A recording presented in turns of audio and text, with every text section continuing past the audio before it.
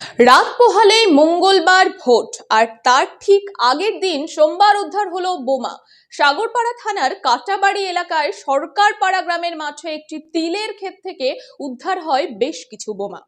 পরে বোম স্কোয়াডের কর্মীরা এসে নিষ্ক্রিয় করে সেই বোমা। কিন্তু ভোটের ঠিক আগের দিন এভাবে বোমা মেলায় আতঙ্কে এলাকাবাসী। তাদের দাবি, এর আগে কখনো এভাবে ভোটের আগে বোমা উদ্ধার হয়নি। আর এখান থেকে আতঙ্কের মেঘ ঘনাচ্ছে সীমান্তের সাগরপাড়া এলাকায়। চলুন দেখে নেওয়া যাক কি বললেন এলাকার মানুষ। আমরা তো ছেলেপেলে ঘাস মাস কাটে মাঠে বেড়াই, ভয় তো হবেই।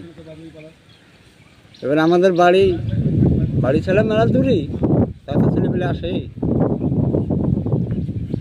রাখিয়া, তো সেটা আমরা বলতে পারবো না। এটা এখন ধরেন কাটাবাড়ি বলেই চলে।